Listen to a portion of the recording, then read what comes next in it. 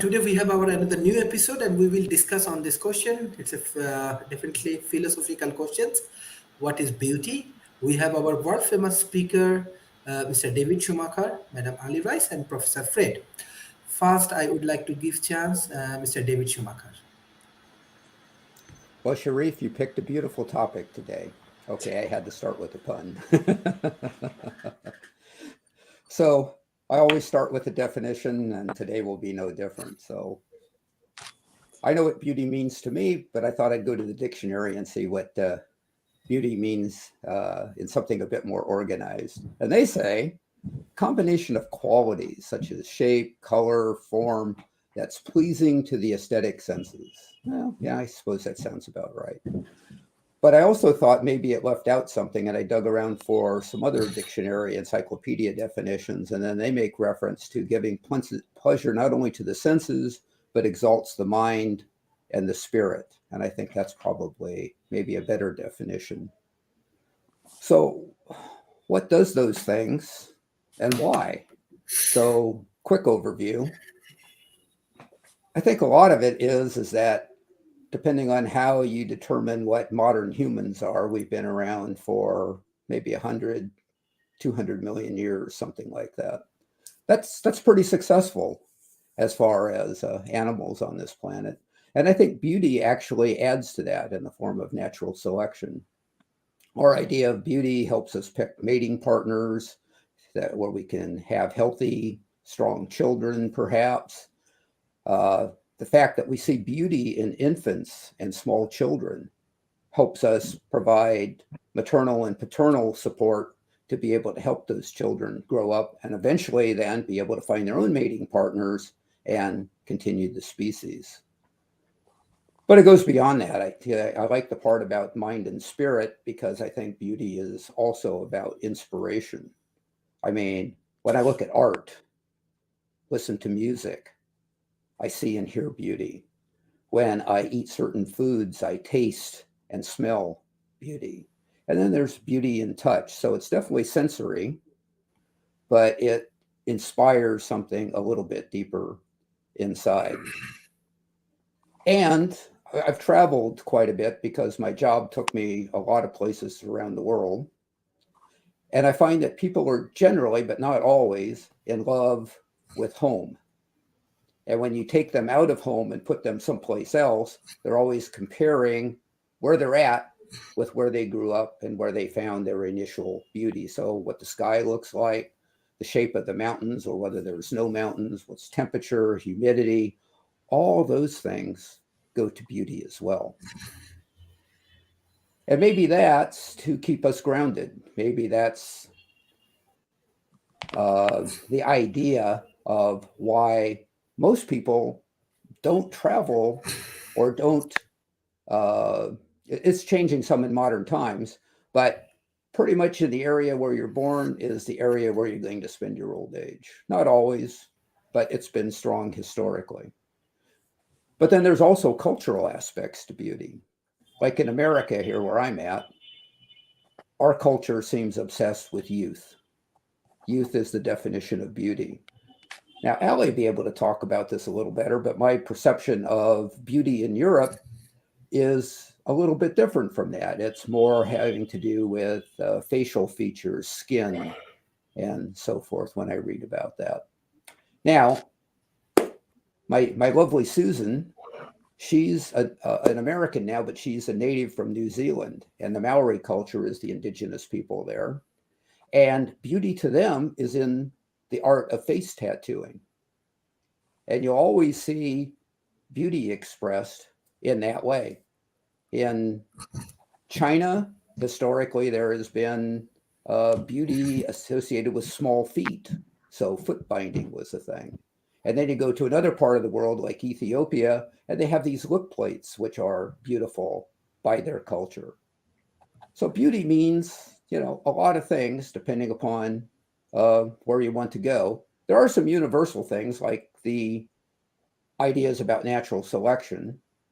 And some of those aren't even well explained to me, like the idea of the golden ratio in photography when you're taking pictures and so forth, or the proportions on the face, which should be, your face should be about 1.5 times the width for maximum beauty if you look at the golden ratio. So a lot of different ideas about beauty. There's a very broad brush approach. And with that, I'll pass the baton back to the next person, Sharif.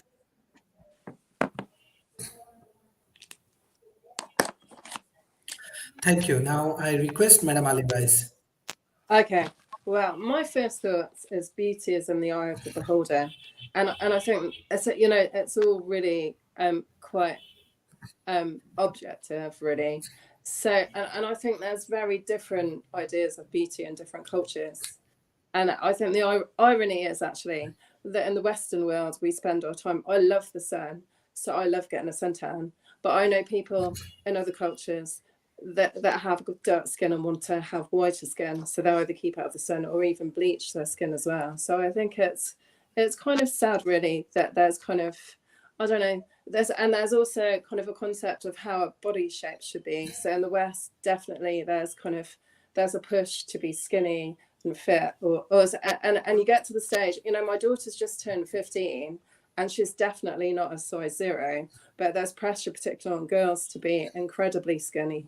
So, and that's not healthy either. So I think there's something about natural beauty that's really important to me. And as I've got a young kind of adolescent girl, it's really important for me that she embraces her natural beauty as opposed to trying to do anything.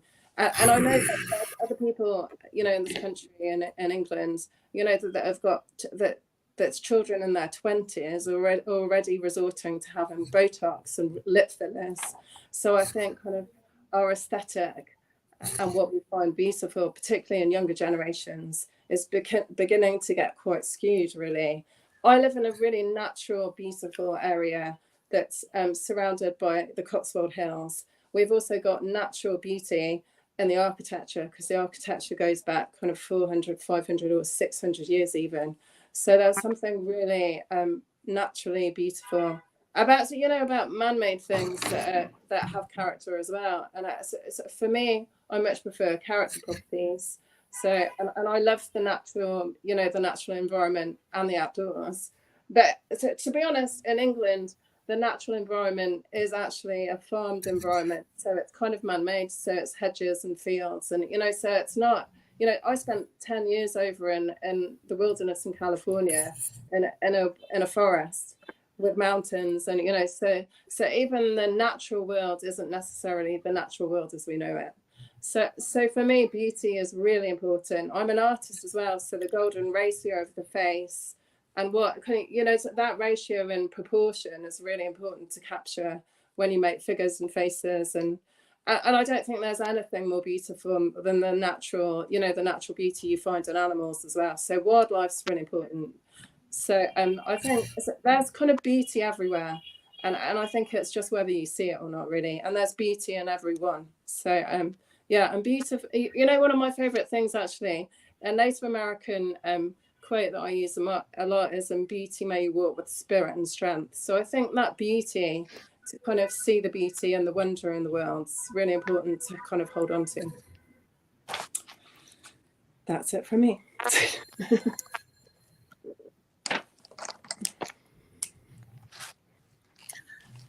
Thank you. Now I request Professor Fred Philip. Professor Fred.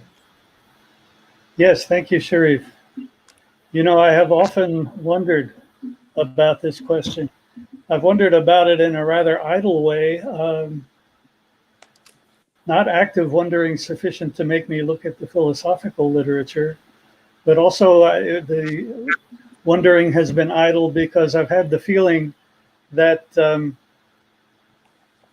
like the judge once said about pornography, I can't define it, but I know it when I see it. I used to think long ago that something was beautiful if it nurtured life, like a forest or a wheat field or a woman.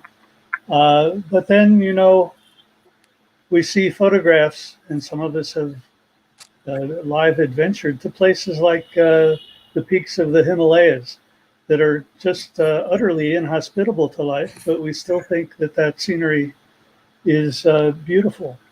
The new pictures from deep space, from the new telescope, you know, there might be pockets of life out there, but most of it is just complete anti-life environment, but still we think that it's beautiful. And, you know, again, I'm not sure why, but I share that feeling of beauty when I see those images. Then we have things like the golden proportion that was used in, for example, the most famously in the building of the Parthenon in Athens, and things that are built either naturally or made by humans that follow the Fibonacci series. And why do we think those are beautiful? Again, a big mystery, because I can guarantee you it's not because of the math.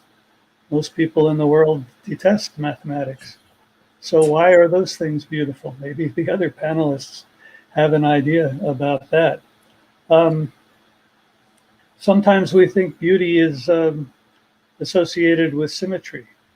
You know, we go out and look for the most symmetric Christmas tree each year because we think that's going to be the most beautiful tree.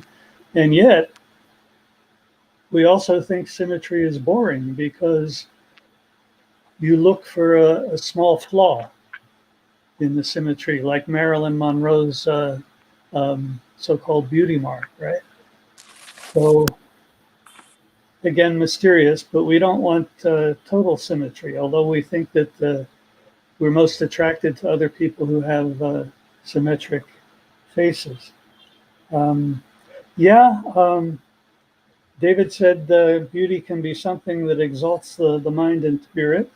So human achievement can be beautiful, like when the rockets take off from Cape Canaveral. You say, wow, beautiful, even though the machine itself is not aesthetic in the least. It's the event, I think, that we're calling beautiful there. So beauty overlaps, if you can imagine a little Venn diagram here with our sense of wonder, but I really suspect that sense of wonder is a different topic almost altogether. Just a couple more comments. I was in Europe last summer and had a reunion with a friend who lives in Germany but was originally from Kyrgyzstan. And much to my surprise, he said to me, Professor, what's the meaning of life? You know, I never had anybody ask me that before. So I said, well, the meaning of life is to help each other through it. And then, you know, I started thinking about beauty again. I didn't say anything about a grander purpose of life, because we all know that in several billion years, the universe is going to contract and poof, everything will be gone. So, you know, we're not going to create any eternal purpose for our life, but we can create beauty. And that, I think, is a great secondary purpose. And I think of the indigenous people here in the Southwest United States who create, like the monks in Tibet, who create sand paintings of enormous complexity and then just erase them, right? So part of the element of beauty is its fleeting nature. And that's something to think about. Culture-bound ideas of beauty. I want to say that it's also history and economics. Let's go with the economics. Here in the United States, it's very trendy to get tattoos. It used to be the realm only of, well, aside from the Maori in New Zealand, the criminals and the disadvantaged classes here in the United States had tattoos. The hollowing out of the middle class has thrust many more people into those two categories, and we're seeing more and more tattoos. But where history jumps into it is that I have to say I feel some revulsion. okay, if you want a little butterfly on your ankle or something like this, or a rose on the back of your neck, can't object to that. But tattoos is what the Nazis did to us in the camps, and I just can't get past that. And to accept the idea that the tattoos are good fashion trend. So culture bound and history bound, and to some extent economics bound as well. Thank you. Thank you. Mr. Adam.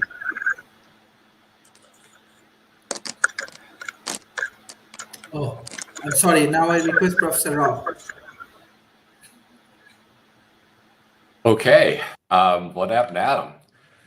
Quality, beauty is an aspect of quality. And the superset is quality. It's a subjective measure of quality, not an objective measure of quality. So if you look at an automobile, your objective measures might be its underlying performance, the way and sturdiness that it's built, and the way that it can handle different road conditions, and of course in the future whether or not it can drive itself. But how it looks is subjective. And as I say, it's a measure of quality, and understanding quality in and of itself is a science, because quality is relative. How I would perceive a level of quality say in the 1800s and how I would perceive a level of quality today would be very different. The things that I would value would be different. The tolerances and how I would tolerate them would be different. So that because the things have changed and we've moved on. The Edsel was a relatively unpopular car at its time, but 10 years later, most cars looked like the Edsel. So something that was perceived as not particularly attractive when it was brought out might have been more attractive if it had been brought out 10 years later. Though tough to get over that grill. So what you have to recognize that it's relative. If you look back in the times of Rome and you were to look at the female figure, women were relatively robust and valued for their size. It was a statement of wealth to carry extra weight. In fact, in some cultures, it's still that way. Cultures where food is in short supply, carrying a lot of extra weight is seen as attractive and desirable because it represents wealth and thus is attractive. Some people will look at a Rolls-Royce automobile and think it's the epitome of beauty. I'm not one of them. While others might look at a Lamborghini or a Ferrari and think they're beautiful cars as well, and Lamborghini not so much, Ferrari perhaps a little bit more for me. But once again, it shows that it's subjective in nature. The person doing the observation is the one that makes the determination of what is beautiful and what is not, and it can be very personal. It also goes to heavily into a marketing science. Because you have to know what is beautiful or what is attractive in the market you're selling to. As Japan and China first came to market in the world, much of what they produced was not considered attractive to the people that were buying it. Early Japanese cars, with the exception of the 2000 GT Toyota, which is actually pretty, which was in the James Bond film, You'll Only Live Twice, Toyota cars were, I would argue, relatively unattractive. And then they developed a design, put in a design studio in California that could design for the Western market, learning what Western buyers wanted in an automobile. And the Lexus in particular got very attractive. It won awards for how the coupe was, I think it was the 300, was designed and built. Going from a relatively unattractive builder of automobiles to a very attractive award-winning builder of vehicles. All based on beauty and by adjusting the design of the vehicles to meet the perceptions of the target market. And so when you understand that beauty is an aspect of quality and quality is subjective and quality is also relative, and finally quality can be regional and even specific to the individual, it makes for a very complex problem if you're trying to create a beautiful product or present yourself as a beautiful person. What may work in one geography and for one audience may not work for another. Beauty pageants, which exist for women and to a certain extent with bodybuilders, exist for men, also showcase a very different idea of what is top tier beautiful. The women that won Miss America, if you go back in the 1950s, the women that win Miss America now look distinctly different. Male bodybuilders now the goal is reached a point where it's almost uber extreme. The people that are in bodybuilding tend not to be particularly functional, given how overbuilt and structured that they are to win some of these contests. And so beauty may actually be the opposite of. I'll try not to have big words first thing in the morning. Be the antithesis of practicality. We call it form over function. And Apple as a vendor used to be rather famous for this. They would design products that were attractive to look at, but weren't as practical as other products were in terms of use. So the contrast is compare an Apple laptop computer to a ThinkPad, for instance. Both are attractive, but one overemphasizes or emphasizes that attractiveness to the extent where it may not be practical. The first ultra-thin Apple notebook computers could have no ports, and they had to throttle because they couldn't get rid of the heat. So that they weren't as productive, and they weren't as useful as their PC counterparts, but they were more attractive, and people that had that form over function mentality flocked to them. And so again, understanding the dynamics, understanding the trade-offs, and understanding that beauty is subjective and in the eyes of the beholder are all part of understanding this paradigm. And now, somebody trying to make themselves look beautiful, if you've ever go up on the web, you can see women that try to turn themselves into Barbie, and have done things like had ribs removed to meet that ideal. And to my eye, when they're done, they're not attractive at all. They look kind of weird. Because they've overemphasized and they've drifted away from what I find acceptable as a human design. But to them, they've reached the epitome of beauty. And here I think here's where we run into the trap in terms of human beauty is trying to chase it. The first stage really with regard to self-development is accepting who you are and how you look. If you're chasing the beauty of others, you are probably over pivoting on pleasing a third party, and that can be problematic, because if it's subjective and it varies, that means it's a goal that you will never achieve. You will always be displeased, regardless of the amount of surgery and work you have done with the result, because that result changes. You looked at Michael Jackson, for instance. He was a person that tried to physically chase an ideal of beauty.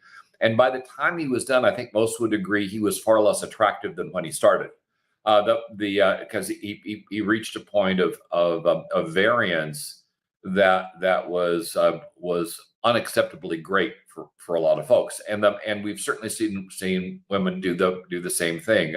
There are pictures of women who have lips that kind of look like they belong in another part of their body. It's just extreme examples of facial modification that actually looks like they're deformed when they're done, and yet to their eye, they were achieving, or they've been making progress towards what they thought the ideal of beauty was, and done themselves a lot of physical damage in the process.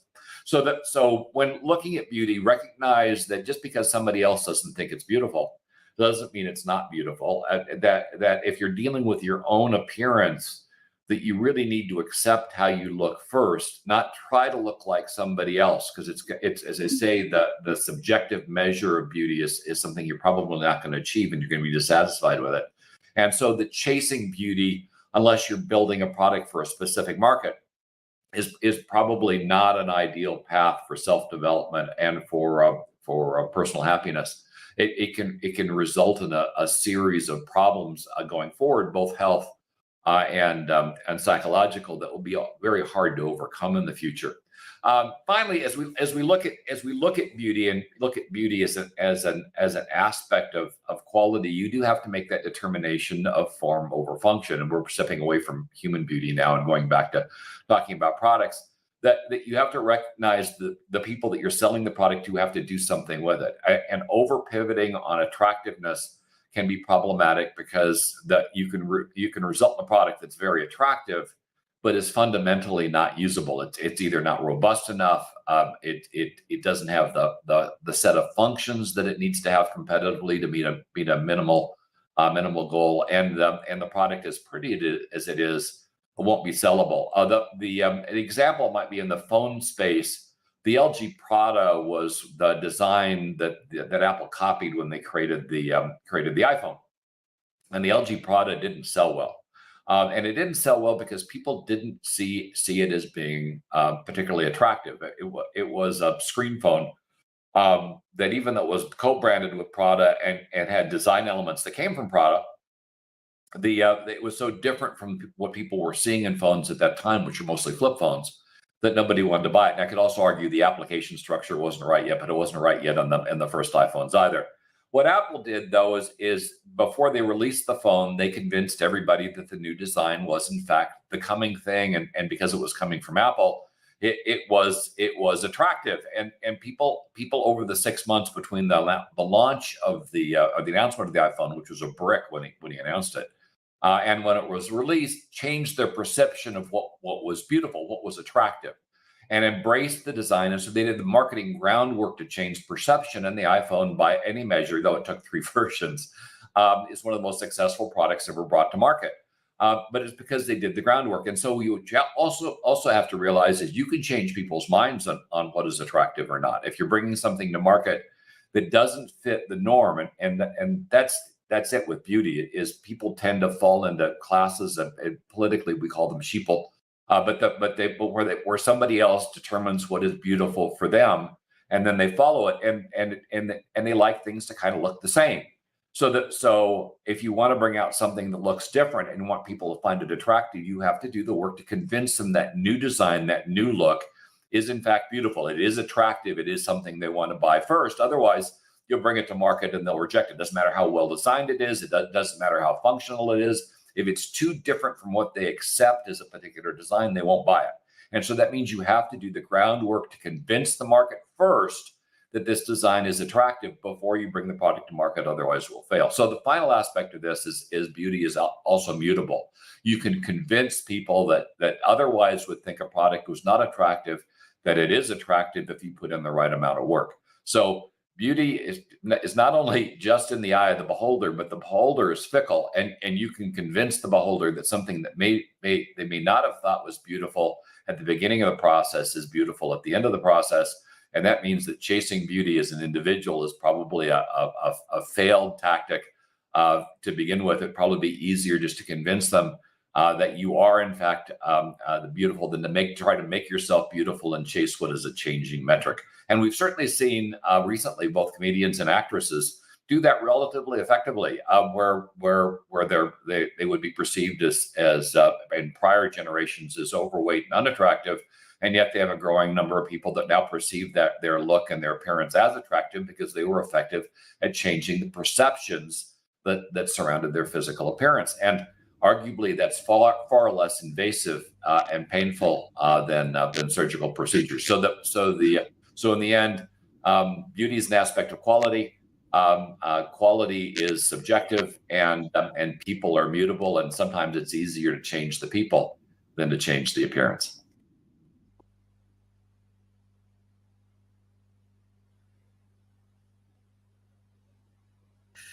Thank you. Now I request Mr. Adam. Mr. Adam? Can you hear me? Thank you, Sharif. Can you hear me okay? You can? Oh, great stuff. Thank you. Thank you, Dr. Sharif. Well, I would like to start off with a comment about symmetry, kind of leading off from what Professor Fred Phillips was saying. I've seen it written and referenced quite often that symmetry is an essential component of beauty. I've always slightly disagreed with this trope. I find symmetry, like what Professor Phillips said earlier, quite unengaging, and I've always found asymmetry to be much more compelling and interesting. And it reminds me of one of my favorite moments traveling around Europe. My older brother is a physicist who used to live in Brussels, so me and my parents would go over to visit Brussels quite often. I forget the name of the building. I think it was either a cathedral or a town hall in Brussels, and we stood in one of the town squares looking at this magnificent building, and my brother told us, me and my parents, that the architect who designed and built this beautiful building actually committed suicide upon the completion of this structure because a slight miscalculation caused the building to be asymmetrical slightly. It must have been slight because I don't think it was immediately noticeable to our naked eyes. So I need to verify the story because it might be true or an urban legend. But I wish I could go back. If it's true, I wish I could go back in time and say to this architect, no, don't kill yourself. Asymmetry brings a richer aesthetic experience, and it's thanks to asymmetry that the universe was born in some cosmological system. So there you go. And furthermore, I wish to praise the Italians. I'm a massive Italophile, and I hold the Italians in very high esteem as, in my opinion, one of the masters of beauty, cinema, perfumery, architecture, music, romance, fashion, centuries, and millennia-long traditions, and mathematics, poetry, and intelligence even, because of course a lot of polymaths originated in Italy, the most obvious being Da Vinci and that kind of archetype. And that is something I find beautiful, the ability to link different spheres and endeavors of human achievement, to excel in different areas and then be able to link and connect and synthesize them all together. That is beauty to me as well. Thank you.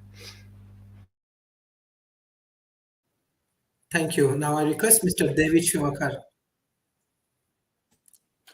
Wow, there's so much to comment on. Everyone had such good remarks on this first go around. I'll just pick up a couple that I think resonate with me with my engineering background. I think we engineers look at beauty differently than the people in the marketing department. And certainly a lot of times with the customer base. I loved Rob's example about Apple and the examples of beauty there. I liked what I think I heard from a number of people, but most recently from Adam, on symmetry and asymmetry, because we tend to like something that's familiar, and I think that's the symmetry. That's something that's familiar across all of what we see. You look at fractals, it seems like the universe is built with symmetry, but just a little bit of difference. And I think we, or at least I, as a human, look at that little bit of difference as interest. It keeps it from being boring, that little bit of interest, that little bit of something that's just a little bit different. But back to engineering. Not everybody in the world loves math. I think those of us who do, it's a minority, but we can find beauty in mathematical expressions. And in engineering, we have this term called elegance. And elegance, as it's presented to me with engineering, is it's the beauty of the design, it's the beauty of the function. It can be related to quality, as Rob was saying, in terms of efficiencies or a number of other things. So engineering is a science. It's very exacting. But at the end of the day, it's the elegant solution, that which does the best with the least, that satisfies the most, is the designs that are usually pushed forward. So a lot of different ideas about beauty, as we've talked about. Some of them we understand. Some of them are objective in your thoughts with the idea of, I think that's beautiful because. But I've also found that there's beauty that's bubbles around in our subconscious, if you will. I remember in my growing up years making the discovery that every car that I thought was beautiful happened to be red. Every sunset was red that I found, or sunrise was red. I found that I was deeply attracted to red. And I hadn't planned to talk about this, but I don't know how this shows on camera, but this is red, what I'm wearing. What Allie's wearing is red. I find that very attractive. I didn't decide that. I'm not sure where it came from, but I found that it was subtly, and still does, influencing me. If I have 2 or 3 decisions, and red is one of the options, it's going to get rated higher than just based on its merits. Now, it's red for me, and it's a color, but it could be anything that affects the senses, or it could be something that we've learned and we hold valuable in our mind. And the nebulous idea of spirit, there's things there too which are beautiful, which we probably don't know that are affecting us. So, very interesting subject. Thank you, Dr. Sharif.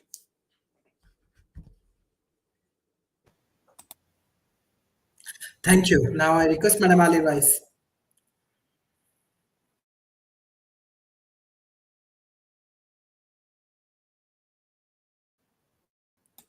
Ali, You're can you muted. unmute yourself?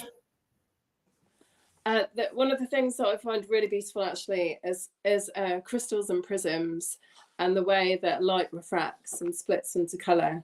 And I think kind of light and energy, and that's it. Like, I feel much better if the sun shines. It's really cold in England at the moment, but the sun shone all day today, so I was way happier. And I love clear skies, and yeah, so I think kind of that beauty is incredible. For me, because most of the workshops that I do, actually, the first and foremost thing that I do is actually do the mathematics of a face. So, and I was taught to do this this particular workshop by an original Disney animator, and that does work on the symmetry of the face. And supposedly, the more symmetrical your face is, the more beautiful you are.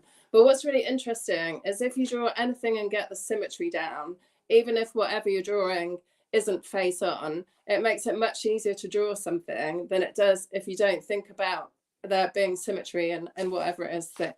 And I also think that there's real beauty in, like, if you display something, it looks much better if there's 3 of something as opposed to 2. And definitely, you know, the Fibonacci sequence, that there's nature's beauty is incredible, and there's sacred symmetry that hasn't necessarily got symmetry, but it works in a spiral. So there's kind of repeat it. So there's a guy called Jan 108, Jain 108, that does these incredible workshops, and it's based on sacred geometry and mathematics, but it kind of accesses that sacred geometry and mathematical knowledge in an incredible way. And I think it kind of reveals all these secrets of the universe, but it's predominantly through numbers as well. But that sacred geometry that he finds in nature is kind of root to it all. So it really intrigues me, and I don't know, you know, I only know a surface level about it, but I think that kind of the natural beauty of things is very defining. And I think the thing is, it's like trees, you know, that when they grow in a certain way. And obviously the elements and things like that change, you know, if they're constantly on a hill and they're wind blown, they kind of grow to the left or to the right, you know, it's kind of, but, you know, it's really interesting. So I think if you look at the landscape and anything that's there, that it kind of tells its story, you know, and the way that it's grown, and, you know, it's recovered if, you know, if it's lost the limb or something, and it's, you know, so it's kind of, so I think they're kind of, but I think the character and the imperfections kind of create more of the story, and it's the storytelling and the way that we perceive the world that makes it unique. And I think it's that uniqueness of everybody and the diversity of the world really is where the beauty is, you know, the biodiversity of the world as well, you know, it's kind of, and the way that we're all interconnected is a really beautiful thing. So I think that kind of interconnection and the way that we all kind of connect with each other and with the world around us, you know, that's the real beauty of it all.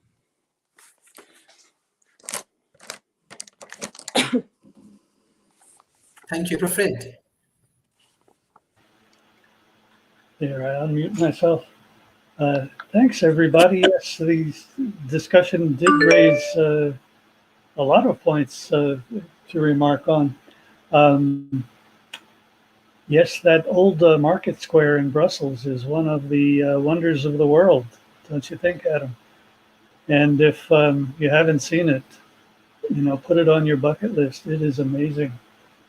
And I was, I guess, not too surprised when I worked for General Motors in the early 1970s that GM and all the then major U.S. car makers outsourced their body design to Italian firms, primarily Pininfarina.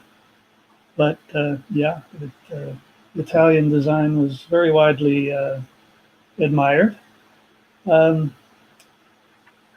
David, you're red, I'm green.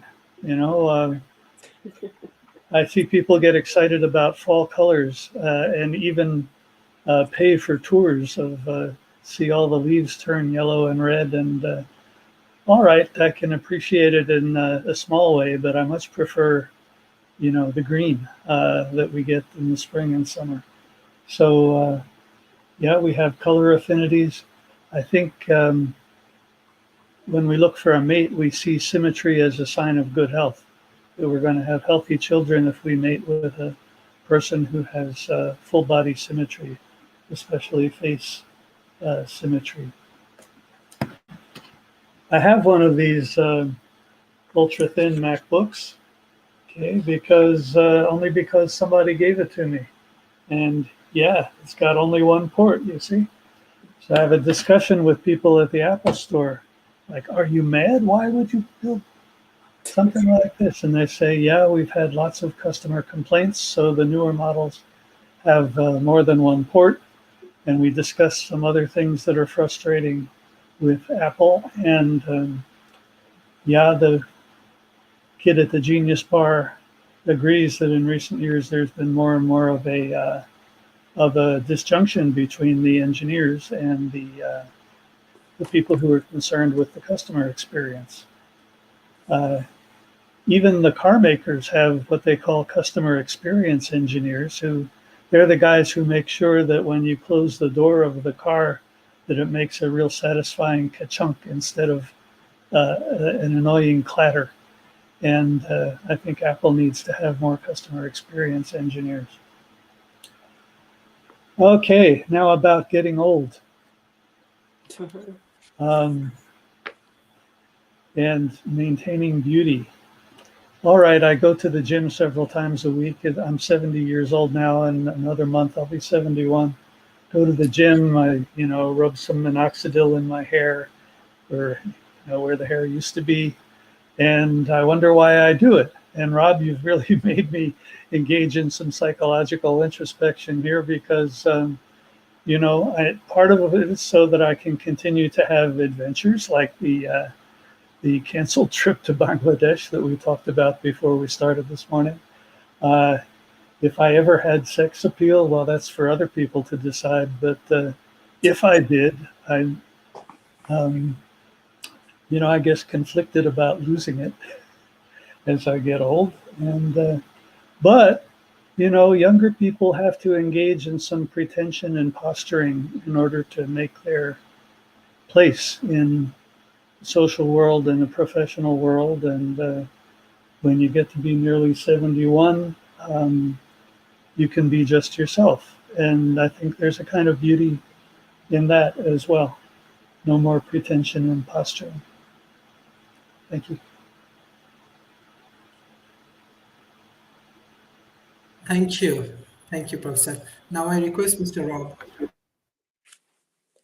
So let's talk about the application of the science underneath attractiveness. As we move to generative AI, we are training artificial intelligence to be able to provide us with art in different forms, both written and visual, that match what we think is beautiful. And to do that effectively, these artificial intelligences will have to learn who we are, what we individually think is beautiful. And it's not going to be a simple task. For instance, I'm red and green colorblind, and I see things very differently than my wife, who is not.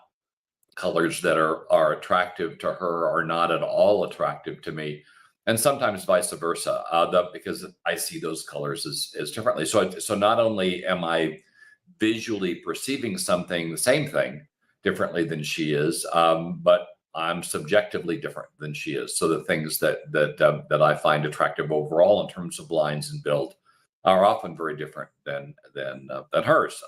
Some of that's related to our upbringing, some of that's related to our sex. Some of it's related to who knows. But it's different. It's different on an individual basis. And so even though we live together, and we see much the same thing on a day-to-day basis. Our perceptions of those same things we see are different. And so if we're building an artificial intelligence that is to deliver programming that's increasingly customized to our individual perceptions of beauty, that means that AI is going to have to be trained in how we individually see things differently. And a generic approach to this problem probably won't work. So in the end, and this is, by the way, built into the creation of these artificial intelligences, this idea that over time they will learn what it is you uniquely find attractive and deliver more of that. And so the concept of delivering stories, that every story that you read, fictional story, hopefully, every story, but it could be non-fictional in terms of selection, you read is a wonderful event. We've all read stories that we get, books or whatever, and we get, halfway through or a quarter of the way through, and you recognize that this really isn't for us. My wife just picked up a book the other day called Wife, and she was probably into it 2 chapters and said, "Yeah, no, she's out." So it's 2 chapters. I mean, that part of her life is somewhat wasted, where the AI will assure that whatever it is you're reading, whatever it is you're seeing, matches how your current perceptions are. Now, the interesting dynamic here is that means with this technology, we're going to be locked in. As I mentioned back with the iPhone example, people didn't like the iPhone design at all until Apple convinced them that was the best design in the world, in which case they pivoted, changed their perceptions, and suddenly the iPhone, suddenly over 3 generations, the iPhone was a success.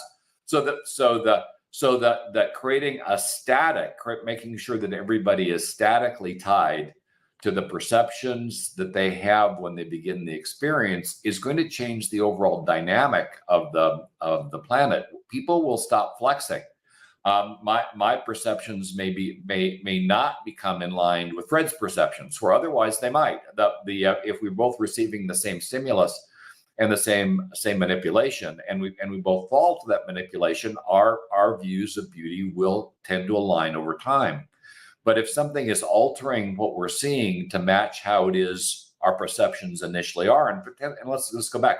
Let's say this starts happening at the time we're 5 or 6.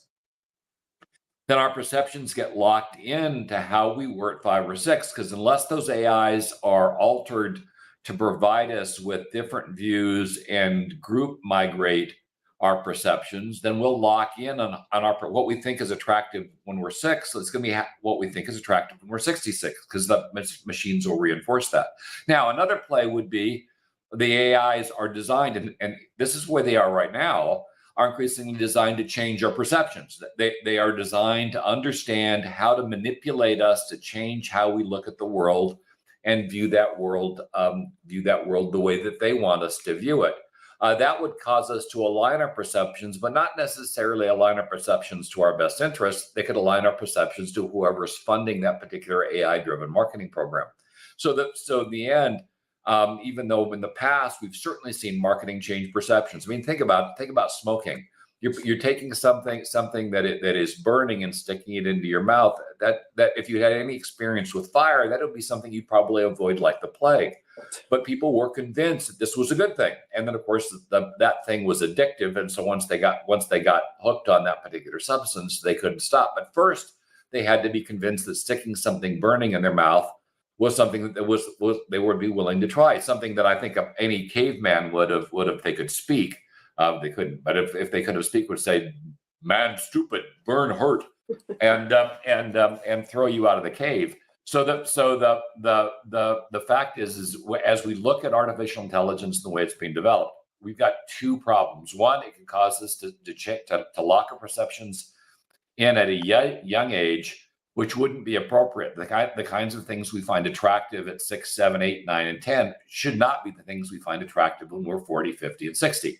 On the other hand, using it as a massive manipulation engine to convince us that something we don't find attractive is attractive could have us doing things like smoking at scale that wouldn't be good for us. And so understanding the underlying nature of how our perceptions are changed and how we can be manipulated to either lock in on something that would not be good for us or change to something that would not be good for us is how we now need to approach these new scientific developments. Otherwise, these things will end up doing us harm going forward. And unfortunately, that's the path that they're currently on, because many of these things are backed by marketing and sales organizations whose motivation isn't to make the world a better place, to sell you crap. So in the end, finding a way to mitigate this is going to be interesting. I was just reviewing, in case in point, a technology from Intel that looks at deep fakes, and with about 80% effectiveness will tell you if a deep fake is a deep fake. So at least you can be aware that you're being manipulated. But at one, it's 80% effective, not 100% effective. And with any AI mitigating technology, it's always facing an uphill battle, because the attacker, or in this case, the AI that's doing the harm, has a number of vectors that can change, where the defensive technology has to learn based on the attack. So let's take a military engagement. If you were using robots or artificial intelligence, the artificial intelligence would be able to defend against any attack that it had been trained on, but not be able to defend against any attack that it wasn't trained on. And so the limitation of the defensive technology is tied to its training, where the attacker is not tied to anything in particular. In other words, the attacker is free to attack in any method they can think of. In the case of this AI, the AI is free to use any innovative method to convince you to do something you otherwise wouldn't do and wouldn't be in your best interest, while the defensive technology can only react once it's been trained on that particular method. And so it's always going to be suboptimal. So our ability to defend against manipulation, even using the same underlying technology, is going to be far less effective than the technologies that are being used to mitigate, the technology used to mitigate the problem. So understanding that means we probably need to have a lot more oversight on a lot of these technologies than we currently have, to make sure that they don't do a significant amount of harm before we can come up with ways to mitigate the harm that they're currently doing, or they will be doing. So beauty being subjective, beauty being different, and beauty being something that can be manipulated are both opportunities to sell and develop products. And they're problems in that the same methods that are used to sell and convince us to do things can be used to cause us to make decisions that aren't in our best interest. And figuring out how that doesn't happen at machine speeds as we go into this next fourth or fifth, depending on how you're counting the industrial revolutions, is going to make a huge difference in probably a quality of life for the race, and whether or not we survive as a race going forward. Thank you, Mr. Rob. Mr. Adam, what's your concluding remarks for today's session? Thank you very much. What Fred Phillips said reminded me of the phrase "fake it until you make it," which is certainly something a lot of young people do. The talk about symmetry and asymmetry, and the accidental asymmetry of buildings and despairing architects reminded me of a Japanese art form. Earlier I mentioned how the Italians are masters of beauty, but also, to say nothing of the Japanese, of course. It's a traditional Japanese art form called, I hope I pronounce it right, kintsugi, which is a traditional art involving repairing broken pottery with a kind of golden lacquer, which is supposed to uphold a philosophy which can be described as something becoming more beautiful for having been broken or after having been broken, which is so distinctly Japanese to me. It reminds me of another Japanese philosophy or adage called, and I hope I pronounce it correctly, mono no aware, or an awareness of the passing of something beautiful, like a bittersweet nostalgia or pathos of things. But I think it's one of those slightly untranslatable terms, a bit like hygge, which is Norwegian, I think, which is roughly coziness, but not quite. But so I think one definition of beauty is something that has aspired to perfection, but in the process of trying fell short because of slight imperfections, like Tsugi, like the City Hall in Brussels, like an incomplete fragment of what would or could have been a masterpiece, but the artist was interrupted. Maybe the artist was suddenly drafted into a war, and the fragment of this potential masterpiece was rediscovered decades later by historians or archivists, or ruins like Riva Abbey in Yorkshire, or a dusty library with books that need to be handled with gloves and great care lest they collapse into dust like in the movie Time Machine. So something that aspired to perfection, but fortunately for it, the artist and us, fortunately fell short thanks to some imperfections, and became all the better for it. And I did a quick fact check about the city hall in Brussels, and yeah, the architect realised the mistake of it being asymmetrical. Climbed to the top and jumped to his death, but it is legend. It is urban legend, but it was designed in the 15th century, so the 1400s. So I think, obviously, the more decades and more centuries, there are things tend to get lost and muddled, and because they don't even know the proper date of the architect's death, which I believe is Jacob von Tienen. I think they know when he was born, but they don't know when he died. So I mean, it's who knows? But hopefully, for his sake, that is not true. But yeah, interesting story nonetheless. Thank you. Thank you, everyone. This is excellent discussion, especially we can understand the view and philosophical view, what is beauty. And thank you for all of your contributions. Thank you. Bye-bye and take care. Take care. Bye bye. Thank you. Bye.